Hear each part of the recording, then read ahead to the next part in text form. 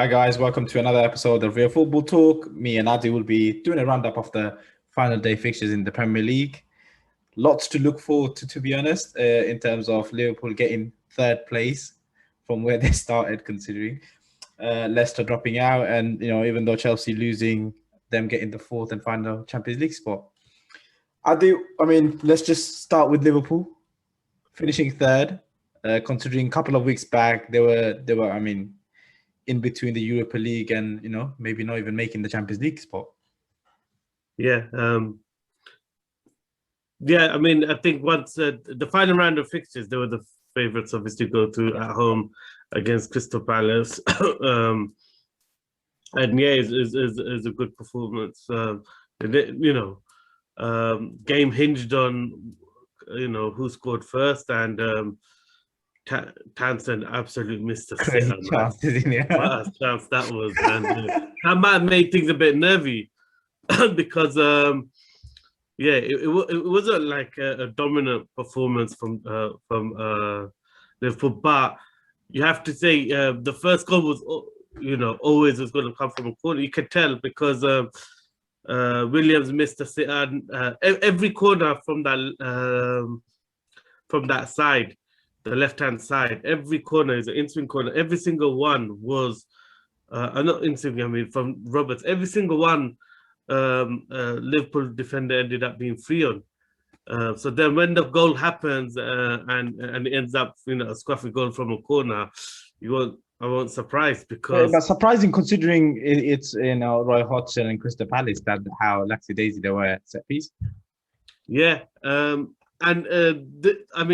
you always, as soon as a corner kick gets conceded and there's a team doing zonal, everyone make a big hoo-ha about it. Yeah. But then no one does the same thing when it's man marking. Yeah. And this is a man marking system where the players just lost the run of everyone. 3 players lost the run. You got 3 Liverpool players free at the back post.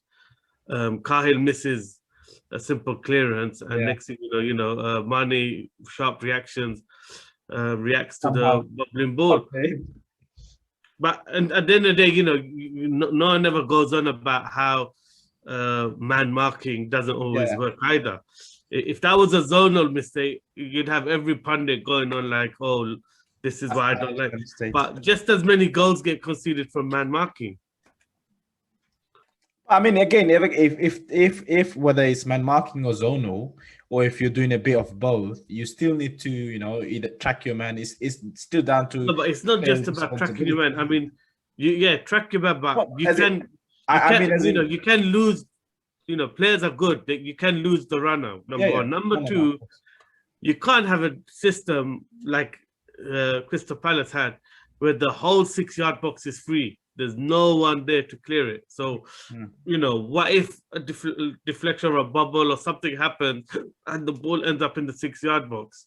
Well, that's what cost them, isn't it? You're going to man mark and not have someone there to. So obviously, those are some of the pros and cons against the zonal system. But that goal wouldn't have happened if there was a player in the 6-yard box playing zonal. So just to highlight the inconsistency of the argument. Mane finally gets 2 goals. Finally turns both fortunate goals. Both goals with his left foot. Still have to be there doing it, isn't it? So yeah. And the thing is, second half, it got a bit physical and a bit, because obviously there's a few tackles going in and players play acting slightly dramatically. Thiago was being a bit dramatic with every tackle that we're in. So both sides, it got a bit. We already know how Zaha is, isn't it? So it was one of those games. The second half wasn't pretty to watch, but it was still Liverpool, comfortable. At no point did they look under any pressure, and again, Thiago on the ball just looks absolute class. He again controlled the game well, spread the ball around, with spreading the ball equally this time between Robertson. This is what we expected from Thiago, isn't it? When he first signed, this is the. I think too much has been made of it. Because if you look at Klopp's system, every midfielder who comes into Klopp's system takes 3 months or so before they're ready. Yeah. And I remember when Gini Wijnaldum first came in, he struggled. Yeah. Even Henderson struggled when Klopp first came in. I mean, the amount Klopp asks his midfielders to do, that is the engine of the whole team. They make everything tick. And we saw that soon as Fabinho and Henderson and Wijnaldum, they were all moved around. Liverpool looked poor. Now with the same defense, Williams and Phillips, they look very solid. So yeah, it just tells you how much. I think maybe the expectations were too high. Maybe some of it was borne out by Liverpool fans being too excited about getting Thiago in the first place.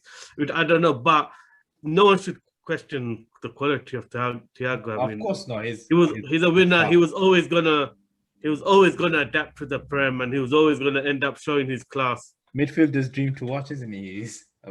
Personally, I loved him. I love the. Yeah, I mean, hands down, he'd straight away be one of the best midfielders in the Prem. Straight away, in my opinion, just stuff he can do is unbelievable. I'm gonna move it on quickly because we've got so much to go through, Adil.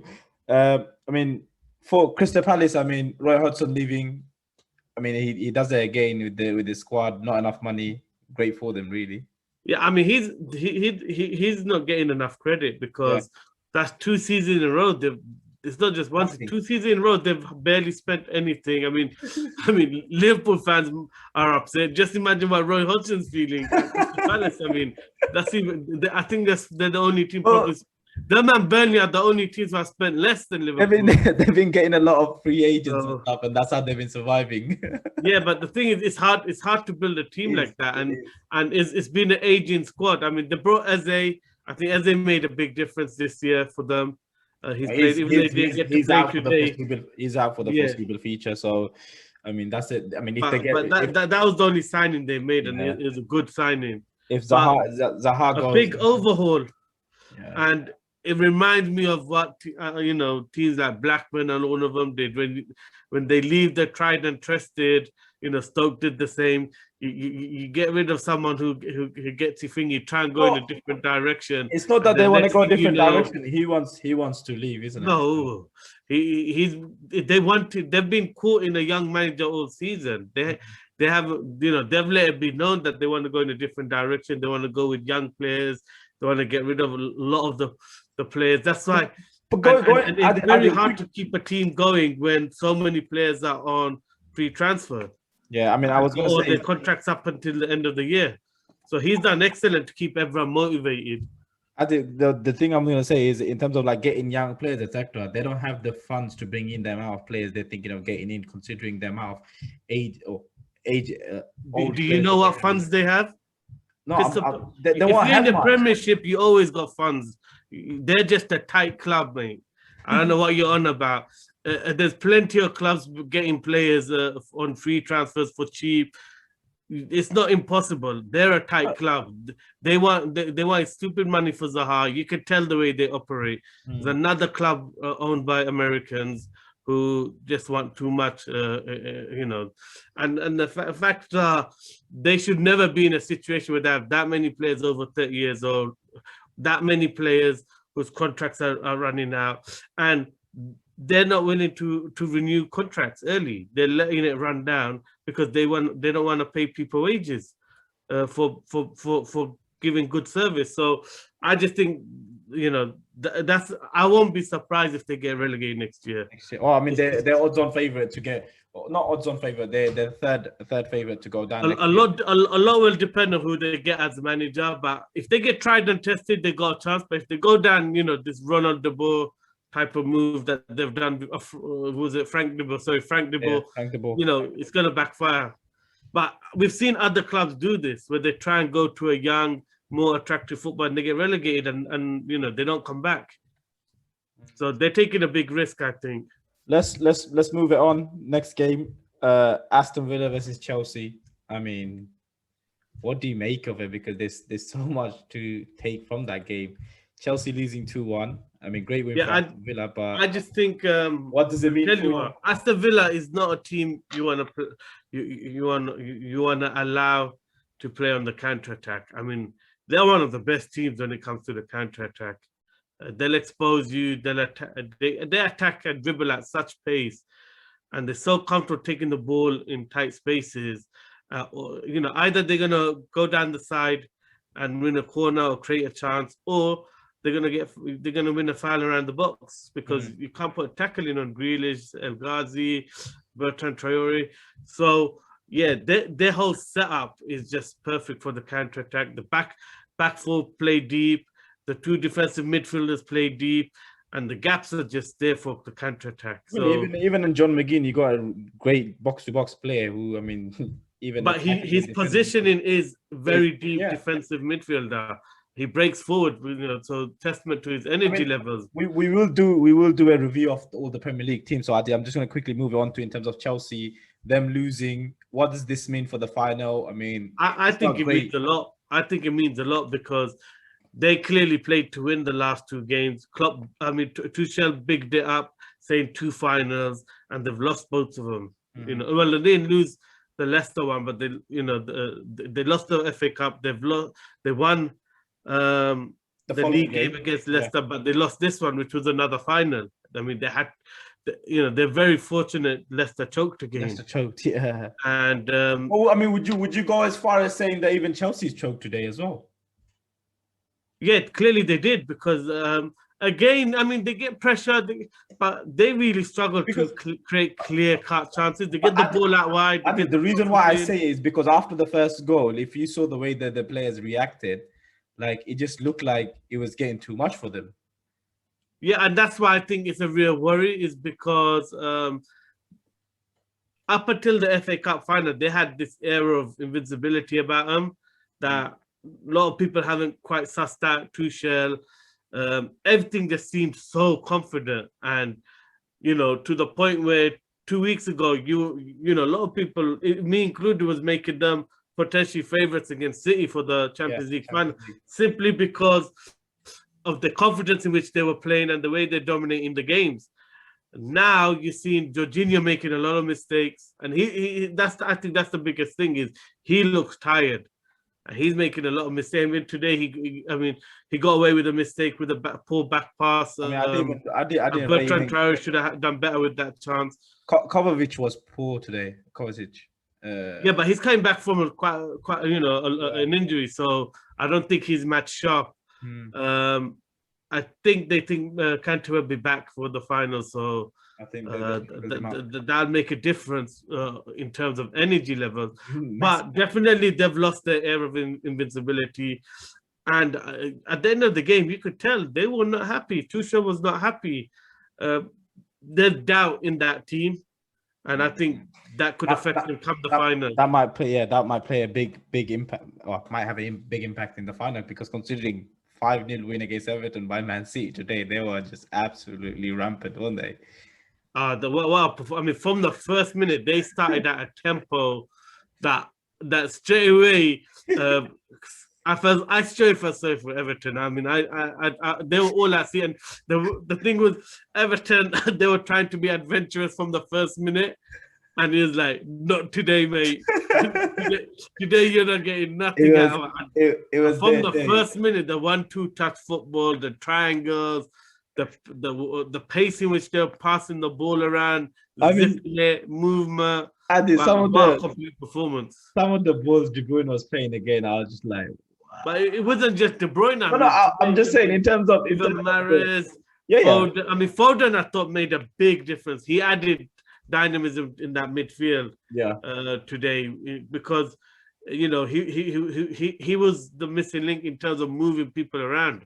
Right. He's really moving the midfielders around of Everton, shifted. Allen, I've never seen him play a game where he's all at sea, where he's looking around and he does not know who to pick up. 1 minute is Foden, the next minute De Bruyne is running onto the scene. It was, you had Mahrez coming in all the time. They totally just bossed that 10 position. Quickly, have to mention this. Aguero, breaks another record goal scorer for one club in the Premier League. Have to quickly mention 2 goals, brilliant classic Aguero goals, weren't they? Yeah, classic goals. I mean, the header was amazing. The finish for the other goal. I mean, Yeah, City were just scary today, really scary. And Scary, again, another slight variation in the lineup. scary thought for Chelsea in the final, really, because this would give, I don't know, a lot of confidence, and Chelsea probably look at this City and obviously don't know how they will react. But I mean, obviously, final is a complete different thing. It's a one game in. But it's a one-off game, but I think, you know, the confidence you come in with does make a difference. And I just think yeah, I just don't feel like Chelsea. I mean, yeah, I think it might be worse for them that they got into the Champions League plus losing, because they might not take it as seriously as how much they're struggling, Chelsea, because they got into the Champions League, so they kind of got away with it. Yeah. But the reality is, if they didn't make the Champions League, this game would have meant slightly more, and I think they would have realized, all right, we really need to fix that. But because they got away with it, I don't know, psychologically, they may not take it seriously that they're not playing as good as they were a few weeks ago. But I mean, that loss would have still hurt them, so it will be good motivation, and it is something that Tuchel can use to kind of motivate them a bit more, because they lost the FA Cup final and obviously lost this last game, which was a crucial game. It didn't end up being crucial because of Leicester's downfall. I mean, let's move to Leicester now.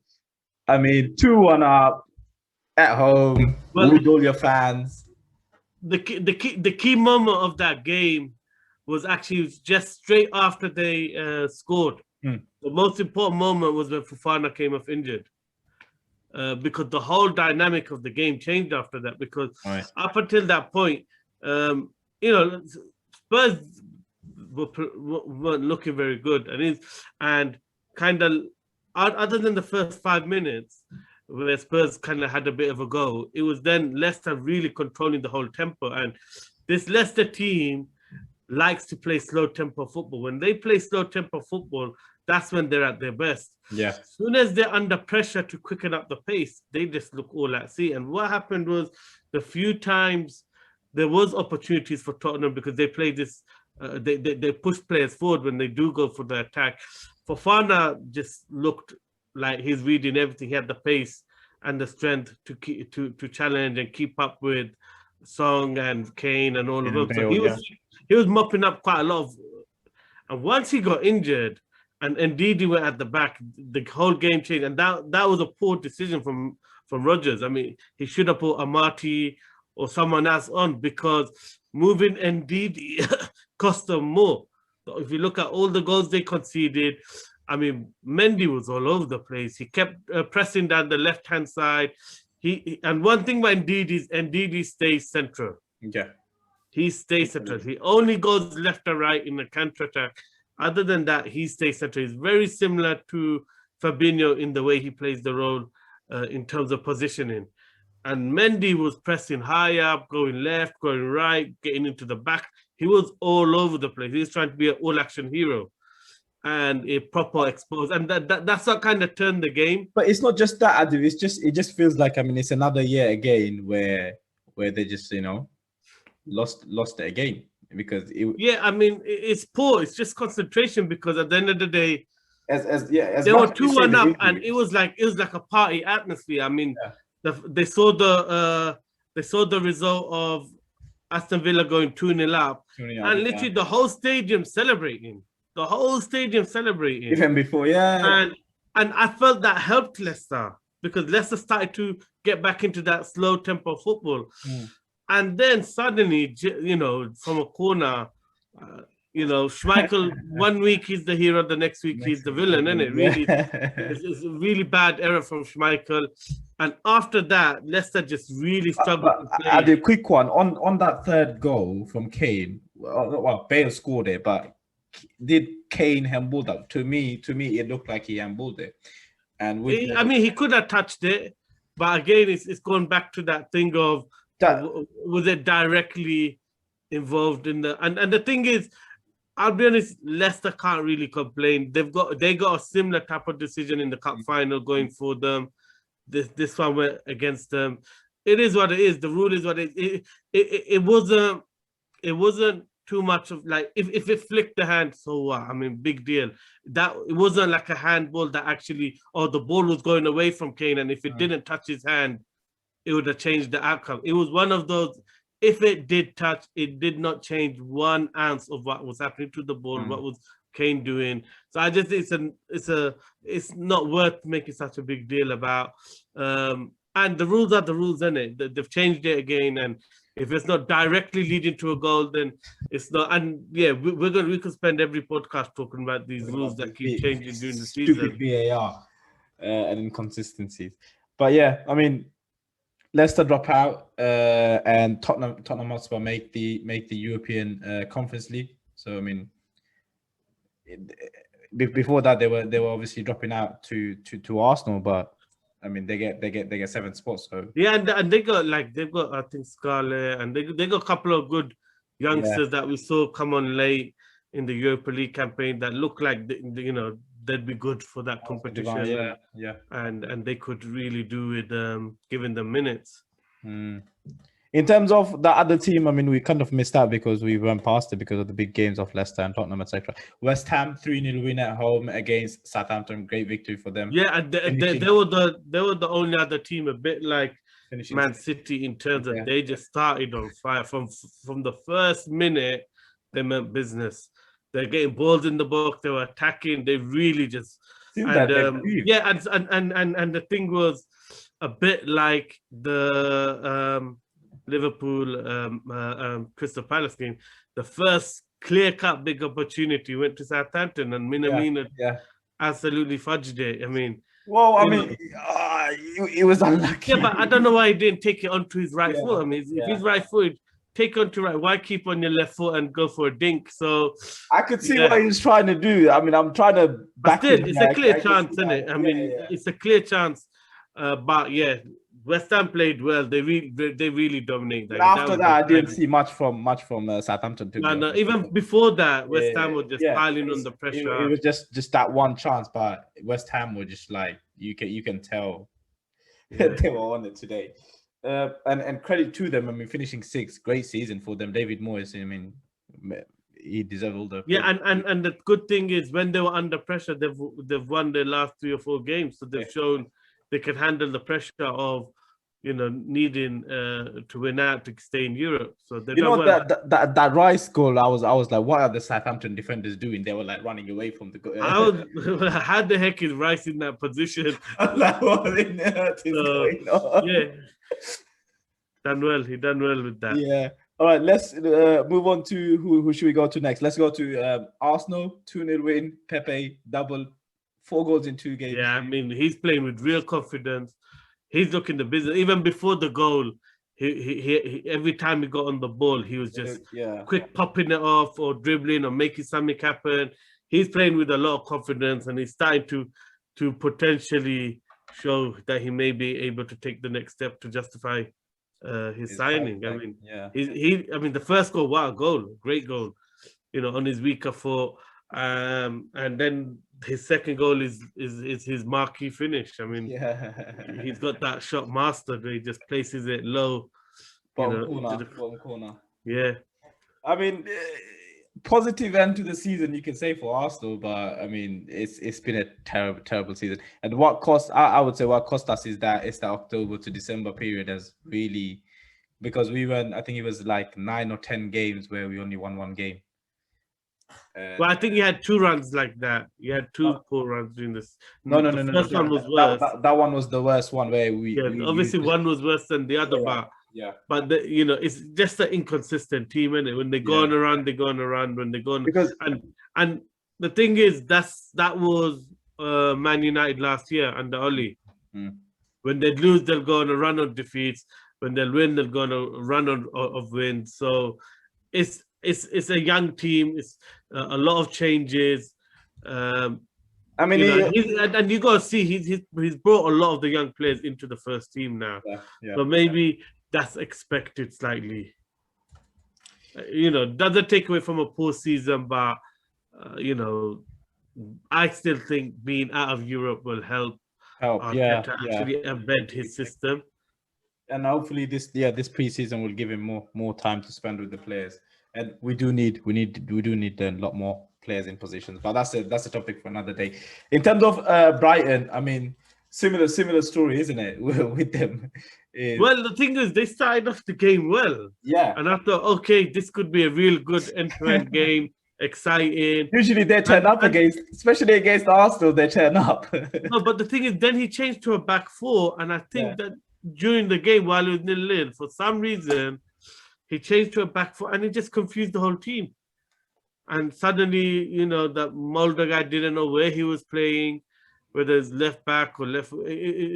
Yes, I just think, maybe Graham Potter would like that one back. He might have tactically just confused. Maybe he was just experimenting. I mean, it's nothing. Yeah, but it's literally 10, 15 minutes into the game, you're changing the formation. You're just going to confuse everyone. True.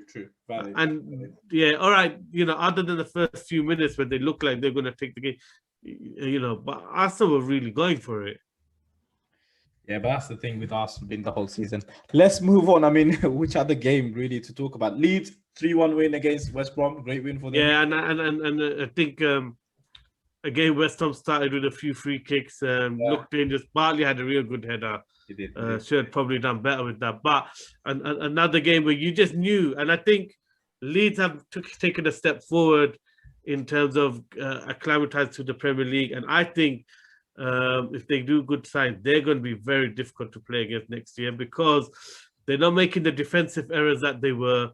They've become smarter, tactically a bit more better, and they got consistency now. They look like a team where they believe they can beat anyone and everyone.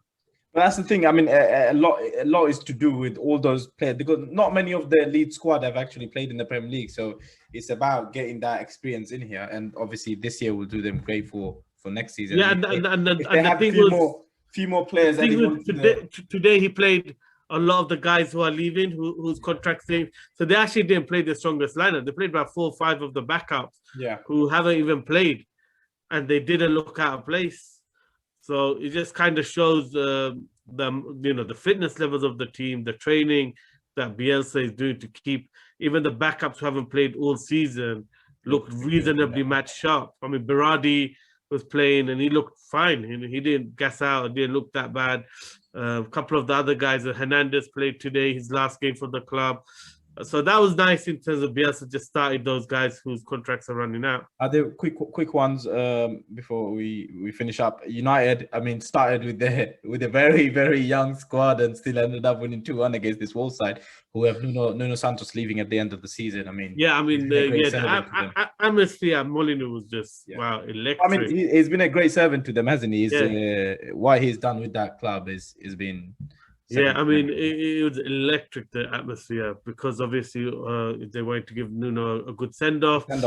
Again, a very typical Wolves performance. I mean, they kind of sit off, they let United play. Then when they have to come out, they play better. But yeah, United just looked actually sharper with these younger players because they got that arrogance about them. You know what, Adi, you say that. Manga, he had that chance. I was like, you done everything perfect, and then I was like, oh. But you see, that's the thing. You like with the normal United first team, other than Greenwood, you don't really have that set of someone just going past you.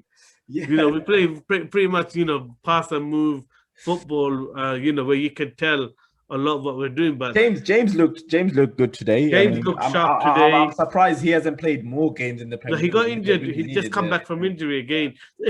He keeps getting injured for 2-3 weeks. So he would have played. The last few games if he wasn't injured. But I'm just happy to see Hannibal Mejri make his debut. Magician. Shortire as well make his Premier League debut. But Mejri straight away comes on. That's 2 players. You just think this guy is special. You know what? He's going to be one to watch out for, really. And I think that helped United see the game out. Yeah. Because obviously Wolves were pushing for an equaliser. All the attention went on that. I'm gonna speed it up because obviously we running out of time. The other game, I mean, really to focus. I mean, Newcastle, another win. Willock scores again. Yeah, and they found a formula that works because I felt the 5-2-3 was a bit too attacking, left them open, but the 5-3-2 seems to be working better, and they really hit a good run of form. They're playing good football. The system really suits the way the players like to play. So yeah, they found a system that works. And Willock, I mean, well, third place is Alan Shearer to score 7 in a row. I mean, Willock, they definitely need to sign Willock and probably, you know, pay Arsenal about 30 odd million, hopefully. Yeah. I mean, he's English, right? He's English, so obviously 10 million gets added onto his normal price anyway. I think you're mixing up Football Manager with real life. On that note, guys, yeah, thank you for watching. We will have reviews. Not to forget Sheffield United. I mean, yeah, they done well. It's a good goal, great goal from McGoldrick. Great goal from McGoldrick. Very similar to De Bruyne's goal. But I thought, you know, it's good they performed at home. Yeah, you know, last game, final game, something for the fan to watch in the Premier League. So it's great for them. But yeah, guys, we do have reviews of each of the teams coming out. Do keep an eye out, and obviously the Champions League games, Champions League and Europa League final, and we'll obviously cover the European Championship also. So do keep an eye out, and please like, share, and subscribe. Thank you for watching.